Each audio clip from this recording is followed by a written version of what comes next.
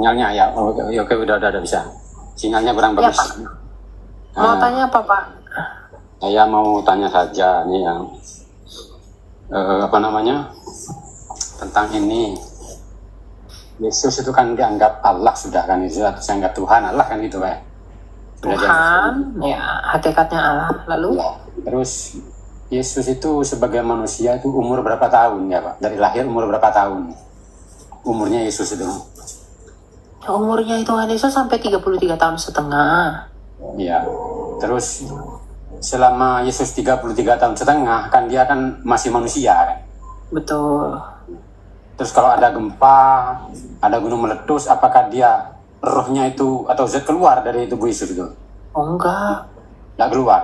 Berdiam, kan ayat Alkitab berkata di dalam jasmaninya itulah kepenuhan Allah itu berdiam. Makanya Tuhan Yesus itu kudus Pak, nggak berdosa. Oh, berarti kalau ada gunung meletus atau apa itu masih tetap nggak keluar dari Yesus itu. Memang kalau ada gunung meletus, ada gempa, roh Bapak keluar. Ya enggak dong, kan kita kan manusia. Makanya saya bilang, Tuhan Yesus kan begitu, Yesus sebagai manusia akan dilahirkan ya kan. Ya kan dia kan manusia kan ya.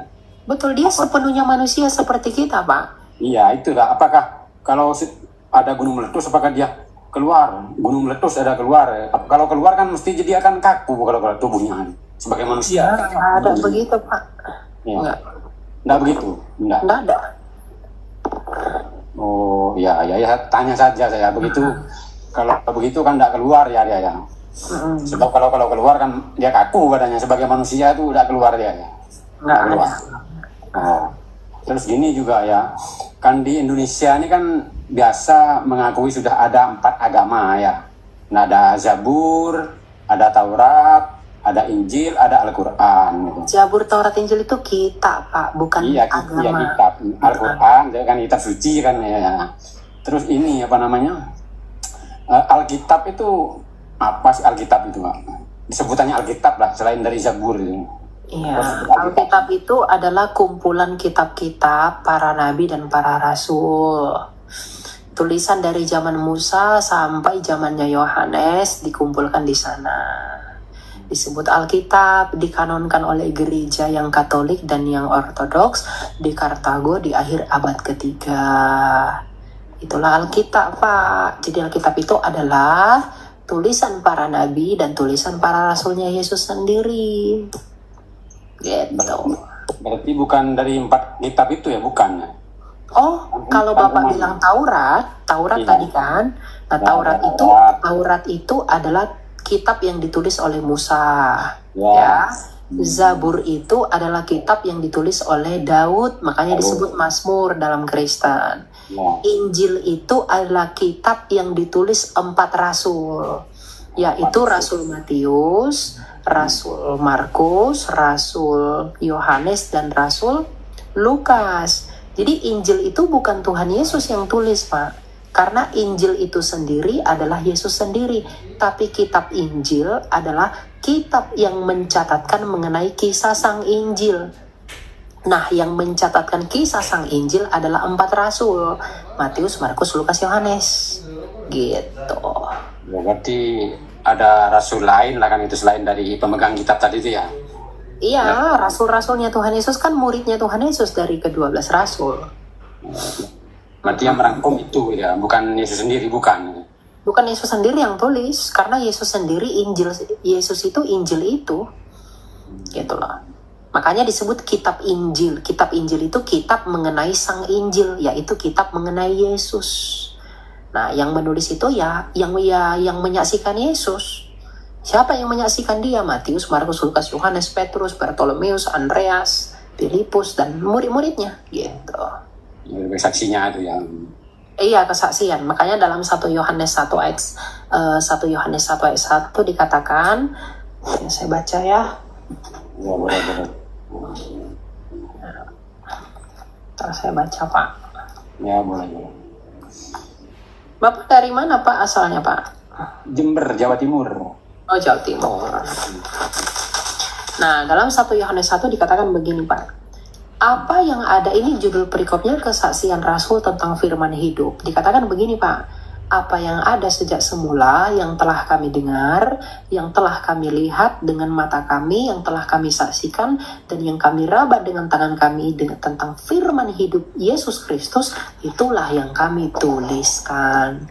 Jadi yang dituliskan para rasul adalah kesaksian yang mereka lihat dengan mata mereka, yang telah mereka saksikan, yang telah mereka raba dengan tangan mereka tentang Yesus Kristus. Ketika itu ditulis, dijadikan dalam kitab. Nah, itulah ini. Gitu. Ya.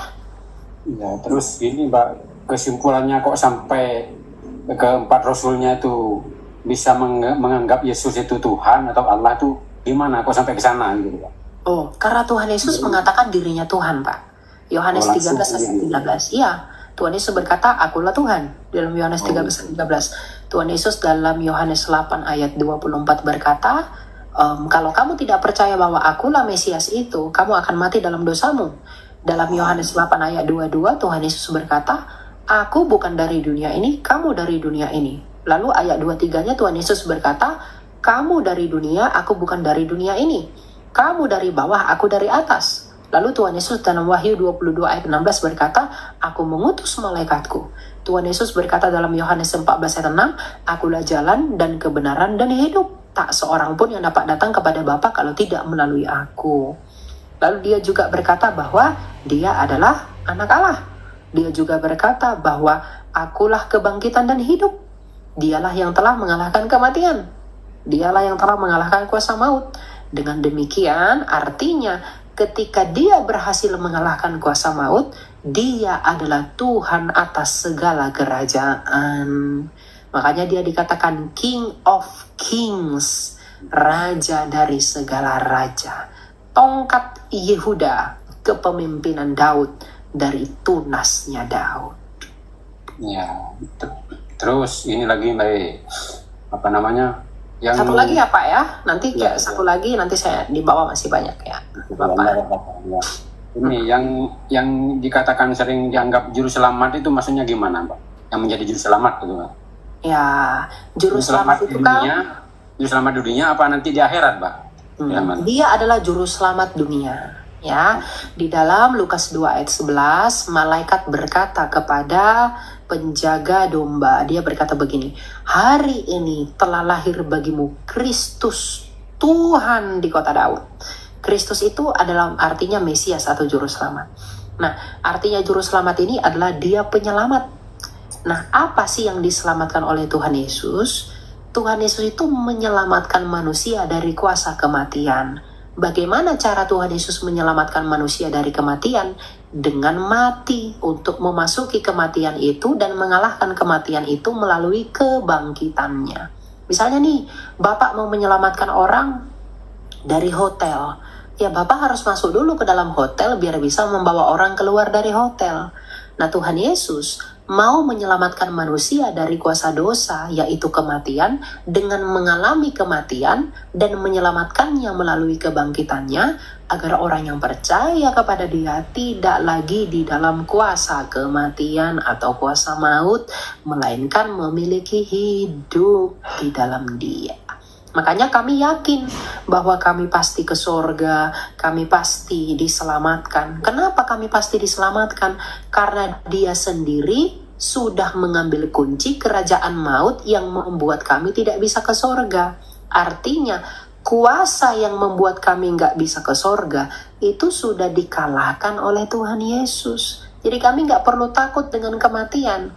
Maka benarlah ucapan Rasul Paulus yang berkata, hidup adalah Kristus dan mati adalah keuntungan. Jadi bagi orang Kristen menurut 1 Korintus 15 ayat 55, kematian bukanlah ketakutan Pak bagi orang Kristen, tapi kematian adalah yang dinanti-nantikan, karena melalui kematian tubuh kami yang dapat binasa ini harus digantikan dengan tubuh yang tidak dapat binasa melalui kebangkitan. Gitu Pak. Tapi kalau sudah berkuasa dia kan kenapa harus nyamar jadi manusia? Harus masuk ke hotel. Dari luar kan bisa, dia dari langit kan bisa. Kalau udah masuk dalam kenapa Tuhan Yesus itu harus kenapa Tuhan Yesus itu harus capek-capek jadi manusia gitu ya Pak ya? Kenapa sih dia harus capek-capek jadi manusia untuk mengampuni dosa? Karena begini Pak, di dalam Ibrani 9 ayat 22 tidak ada pengampunan tanpa penumpahan darah. Gini, kan pada mulanya kan Tuhan bilang sama Adam Hawa, kalau kamu berdosa kamu pasti mati. Artinya Tuhan itu kan sempurna Pak, firman-Nya itu ya dan amin. Berarti kalau dikatakan kalau kamu berdosa kamu pasti mati, artinya dia nggak bisa meralat itu karena firman-Nya kekal. Maka semua yang berdosa harus mati Pak. Tetapi di satu sisi karena kasih-Nya Allah, dia nggak mau kita mati. Maka dia itu harus menggantikan kematian yang seharusnya kita terima agar kematian itu tetap terjadi sebagai upah dosa dari keadilan-Nya. Jadi kenapa sih dia harus mati? Kenapa sih dia harus capek-capek jadi manusia? Karena firman-Nya itu nggak berubah Pak. Langit dan bumi ini akan berlalu, tapi firman-Ku tidak akan berlalu. Jadi dia jadi manusia, dia harus datang jadi manusia, dia harus menumpahkan darahnya sebagai tanda kasih-Nya bahwa ada yang mati menggantikan kematian kita. Dia kalau mengampuni begitu saja, oke lah, ku ampuni aja begitu dosamu. Gak apa-apa lah, ku ampuni, aku gak perlu jadi manusia. Kalau dia mengampuninya begitu saja, artinya dia berkhianat terhadap firman-Nya sendiri kepada Adam dan Hawa. Bahwa semua orang berdosa harus mati.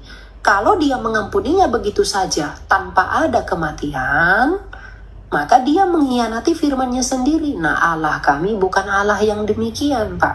Allah kami adalah Allah yang sempurna, yang kekal di dalam firman-Nya yang hidup itu. Makanya kita semua yang mati ini, tetapi dia tidak mau kita mati karena dosa kita, maka dia menggantikan kematian yang seharusnya kita terima melalui kematian anak tunggalnya itu.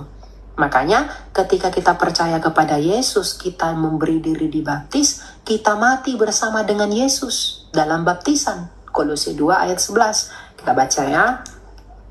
Dalam Kolose 2. Jadi kenapa kita harus dibaptis? Karena kita mati bersama Yesus dalam baptisan. Nah, Kolose 2 ayat 11. Dalam Dia kamu telah disunat, bukan dengan sunat yang dilakukan oleh manusia, tetapi dengan sunat Kristus yang terdiri dari penanggalan tubuh yang berdosa. Karena dengan Yesus kamu dikuburkan dalam baptisan, dan di dalam Yesus kamu turut dibangkitkan juga melalui kepercayaanmu kepada kerja kuasa Allah yang telah membangkitkan Dia dari antara orang mati. Terus bagaimana dengan bayi yang tak berdosa mati itu? Kalau bayi, antara ada pesterku di bawah. Dia belum mengenal Yesus, Allah kan belum mengenal, kan dia berdosa itu. Menurut pengetahuan Kristen itulah. Menurut kalau bayi meninggal dia kemana pergi? Dia ke Firdaus, Pak. Kenapa? Karena meskipun dia punya natur dosa, tapi dia belum meresponi panggilan dosanya. Jadi semua bayi dari agama manapun dia akan tetap ke surga. Gitu, karena dia belum melakukan perbuatan dosa. Soalnya kan ada yang menyebutkan lain, Mbak, di pendeta-pendeta kan lain ceritanya tuh, Pak. Dosa turunan, dosa apa kan itu. Itu hanya pendapat, Pak. Itu hanya pendapat, Pak. Jadinya itu membingungkan gitu, Pak. Nah, kalau Mbak kan tidak membingungkan, kalau Mbak jelas kan gitu. Kan gitu. Sama kalau bayi memang bukan Mbak ya, Pak ya. Jangan disebutkan saya Mbak. Saya Mas. Oh iya. Iya, soalnya wajahnya seperti agak mirip perempuan. Oh iya. Saya terlalu manis mungkin ya. Iya, ya begitulah mungkin. Ya. Oke, ada lagi Pak, biar kita lanjut Pak. Ini apa namanya, kalau begitu kan memang saya juga bisa membedakan gitu kan. Berarti kalau bayi mati memang tidak ada dosa turunan kan, memang langsung sudah gitu kan. Sama pengetahuan saya di Islam juga begitu. Kalau bayi tanpa dosa langsung memang dilemparkan ke surga gitu. Di Islam juga begitu, Pak, di Islam, Pak. Tidak ada lain gitu, Pak. Tidak ada pengadilan lain gitu, kalau di Islam juga begitu. Ya. Itu ya, Pak ya? Ya, sekali lagi tujuan saya ini cuma untuk mencari persamaan, tapi bukan untuk disamakan kan? Iya, betul. Ya, syukran ya. Thank you, Pak. Tuhan berkati. Ya, Tuhan berkati. Sebelumnya saya pernah kan tanya ke seseorang yang seorang pendeta juga, katanya kalau kita meninggal itu, kalau kita udah masuk surga, kita tidak saling kenal ya. Maksudnya tidak saling kenal seperti yang kita di dalam bumi ini gitu ya. Nanti mungkin Pastor bisa sempurnakan ya. Mungkin itu saja sih yang mau saya tanya. Oke. Apakah orang ketika meninggal dia saling mengenal di dalam surga? Setelah dia meninggal, dia pasti saling mengenal. Kalau kita lihat di dalam kisah orang kaya dan Lazarus dalam Lukas, ketika orang kaya itu mati, Lazarus juga mati. Ketika orang kaya itu mati dan dia tersisa di alam maut, dia ngomong apa sama Bapak Abraham? Ya Bapak Abraham, masih ada 5 saudaraku yang ada di bumi. Suruhlah Lazarus agar pergi kepada mereka untuk mengingatkan mereka. Artinya, meskipun orang kaya ini tersisa di alam maut, dia masih mengingat saudaranya yang masih ada di bumi. Bahkan dia bisa kenal dengan Abraham, walaupun ia tidak pernah bertemu dengan Abraham. Jadi apakah kita saling kenal di bumi? Kita di sorga, kita pasti saling kenal. Dan di dalam saling kenal itulah, dan di dalam ingatan itulah Tuhan akan menghakimi kita. Kalau kita lupa ingatan, Tuhan menghakimi kita bagaimana? Misalnya Tuhan bilang begini, Elia, kamu pernah mencuri, kamu akan dihakimi. Nah, kalau saya lupa ingatan, saya akan bilang sama Tuhan, Tuhan saya nggak pernah mencuri. Apakah begitu? Kan enggak. Gitu. Jadi kita bukan hilang ingatan, kita tetap mengingat semuanya, tetapi satu hal yang tidak ada di dalam surga yaitu dosa. Jadi iri hati, sakit penyakit, kematian, penderitaan, duka cita, itu nggak ada lagi Pak di sana. Karena yang menyebabkan semuanya itu adalah dosa. Itu ya. Pastor mau tambah, Pastor silakan Pastor. Shalom Kak Oleum. Jadi benar saling mengenal, tetapi di dalam surga 1 Tesalonika 4 ayat 14 mengatakan semua orang yang percaya pada Tuhan Yesus dikumpulkan bersama Kristus. Roma 8 ayat 1 mengatakan tidak ada lagi hukuman bagi orang-orang percaya. Wahyu 22 ayat 12 mengatakan aku memberi upahku, berarti bukan hukuman tetapi upah. Nah karena itu, karena yang diberi adalah upah, hal yang bagus, maka tidak ada lagi kasih yang disparitas.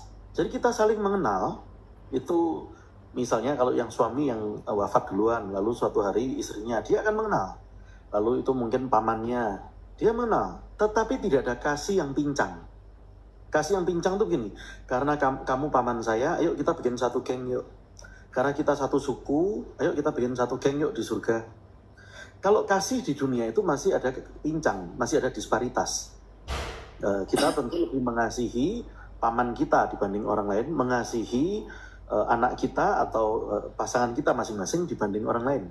Tapi kasih di surga itu adalah sempurna. Karena itulah dikatakan, aku memberikan upahku. Jadi kita tumbuh dalam apa? Dalam kesempurnaan itu. Jadi saling mengenal, tapi tidak ada kasih yang pincang. Karena itu Efesus 4 ayat 13 mengatakan kita akan menjadi dewasa, bertumbuh dalam kepenuhan. Itu berbicara tentang kegenapan itu, kesempurnaan kasih itu, kepenuhan Kristus. Demikian Kak Olem. Ya, sempurna ya, gitu ya Kak Olem ya. Oke, makasih Pastor dan Kak Elia.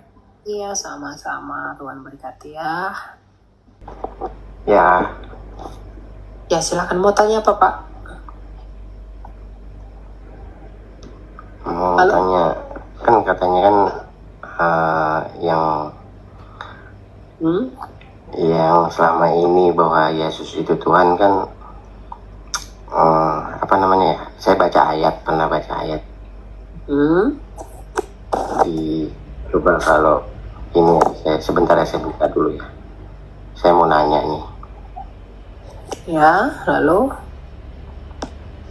tanya apa Pak? Di Yohanes 17 ayat 3 ya. itu. Iya, itu pertanyaan ke 5.000 miliar triliun kali dipertanyakan. Nah, lalu apa yang Ya itu bukankah sudah jelas itu Yesus itu utusan Allah? Iya, memang dia utusan. Dia memang utusan, tetapi bukan hanya utusan. Firman Allah, dia adalah utusan dalam pengertian apa, Pak? Dia adalah utusan karena dia firmannya Bapa yang keluar dari Bapa. Jadi Bapa itu mengutus firmannya menjadi manusia. Yohanes 1 ayat 14. Firman itu telah menjadi manusia dan diam di antara kita dan dinyatakan sebagai anak tunggal Bapa penuh kemuliaan. Kolose 1 ayat 15. Gambaran sang Bapa yang tidak kelihatan itu. Jadi memang Tuhan Yesus adalah utusan. Tapi utusan yang bagaimana Bapak Tuhan Yesus itu Pak diutus dulu baru lahir. Dia diutus dulu ke dunia ini baru lahir jadi manusia. Kalau para nabi itu lahir dulu baru diutus. Jadi beda. Yesus itu utusan dengan nabi-nabi itu utusan itu beda, Pak. Bedanya apa? Wahyu 22 ayat 16, Tuhan Yesus mengutus para malaikat loh, Pak. Yang mengutus malaikat itu hanya Tuhan, Pak. Nabi itu nggak bisa utus malaikat. Malah malaikat yang mendatangi nabi. Tapi Tuhan Yesus dalam Wahyu 22 ayat 16, dia mengutus malaikat. Jadi, apakah Yesus utusan? Iya dan amin, Pak.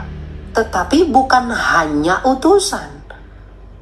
Yesus adalah firman Bapa yang Bapa utus dari dirinya sendiri untuk keluar menjadi manusia ke bumi ini. Betul. Kami nggak menolak itu. Ya, di situ kan ada juga tuh ayat di Markus 12 ayat 29. Ya, Yesus saja nyuruh.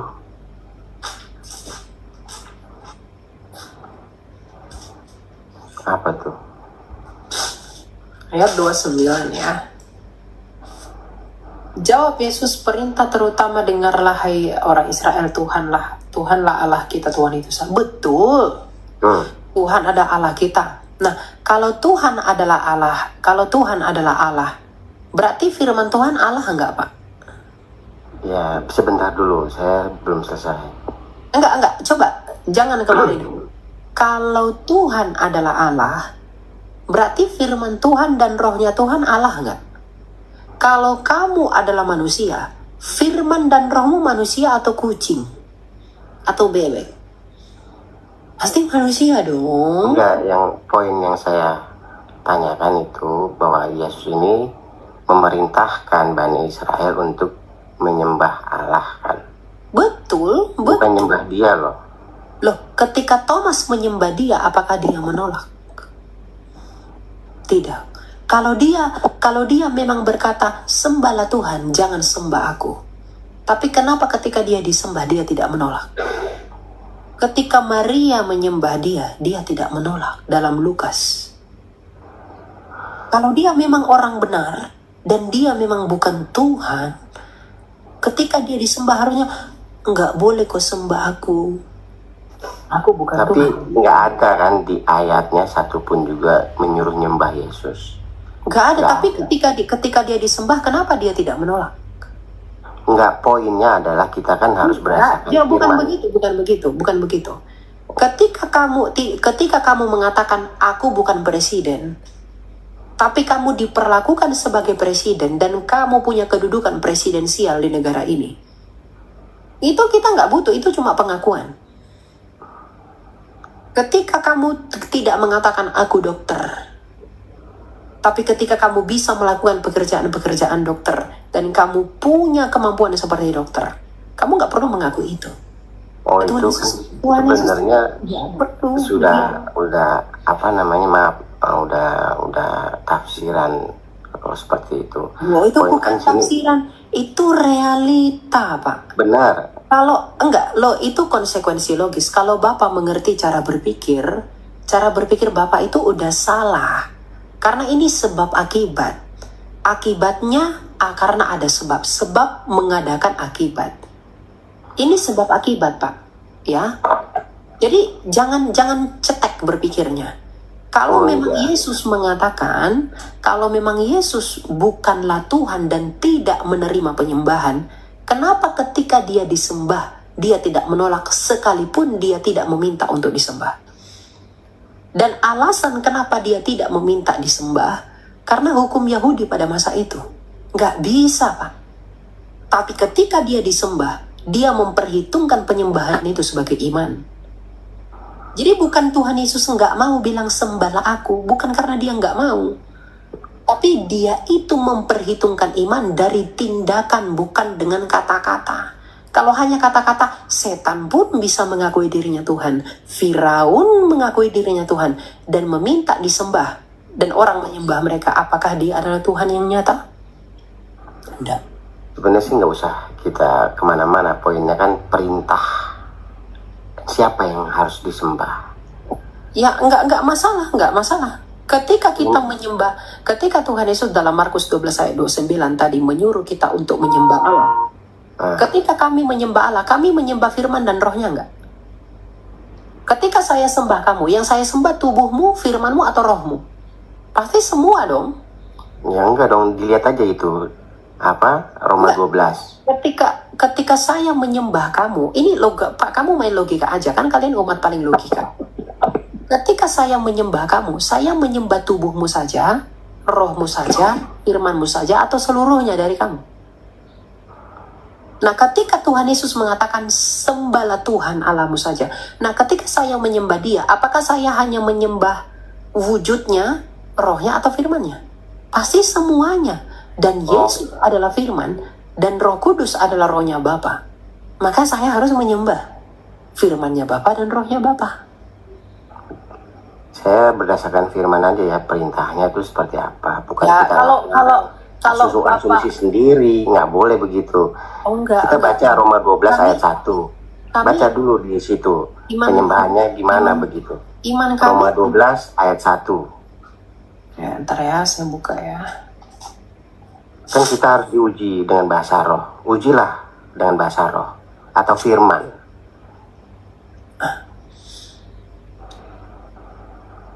Karena itu saudara, oleh kemurahan Allah, aku menasihatkan kamu supaya kamu mempersembahkan tubuhmu sebagai persembahan yang kudus kepada Allah. Oke. Kepada Allah. Ya.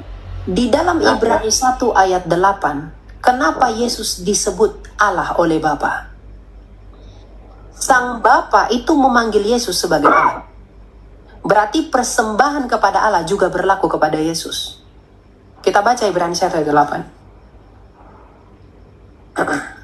Kalau kamu mau nantang-nantang saya dengan skriptura, saya tampol kamu dengan skriptura. Tetapi tentang anak ia berkata, tahtamu ya Allah. Ini sang Bapa menyebut Yesus sebagai Allah. Mengapa kalau kamu terlalu skriptura dengan mengatakan Roma 12 kepada Allah itu ibadahmu sejati. Yesus juga disebut Allah oleh Bapa sendiri di dalam Ibrani 1 ayat 8. Itu nubuatan dari Mazmur. Kamu mau ngomong apa lagi? Yes, itu udah jelas kan Roma 12 ayat 1. Iya, Ibrani 1 ayat 8 ini kamu mau ngomong apa lagi? Bapa memanggil Yesus sebagai Allah. Ada kata Yesusnya. Nah, itu tentang anak-anak Allah itu siapa? Kita nggak bisa ngasih kesimpulan begitu. Lah, ini anak itu siapa, Pak? Dalam ayat 8. Anak itu siapa? Anak di sana siapa? Baca konteksnya penuh deh, kamu baca deh. Allah berfirman, konteksnya aja. Allah berfirman dengan perantaraan anaknya.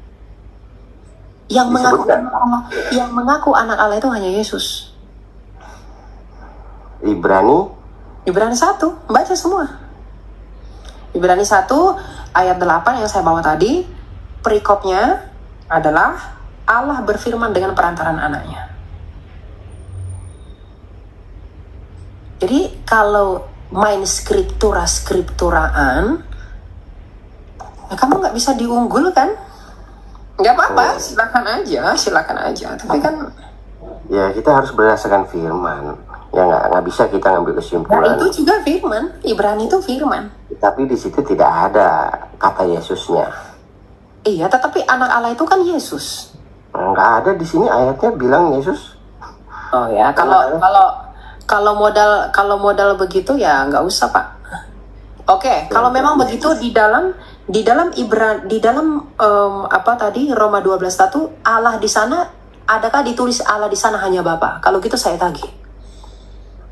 Di mana di dalam kalau kamu bilang di situ nggak ada nama Yesus. Sekarang saya minta dalam Roma 12 ayat 1 itu, di mana Allah di sana hanya kepada Bapa.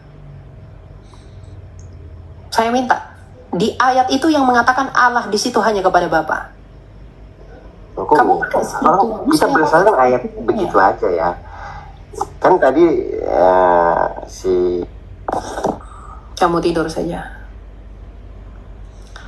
Jadi dia itu pakai standar berpikir yang dia sendiri nggak sanggup untuk menyelesaikannya. Jangan malu Pak, ya. Jangan kamu buat dirimu malu. Jangan mempermalukan dirimu sendiri. Kami itu bukan orang yang bisa dibodoh-bodohi, gitu loh. Kamu buat standar, ketika saya pakai standar yang kamu pakai, kamu lari lagi, loncat lagi ke sana, loncat lagi ke sini. Gak jelas.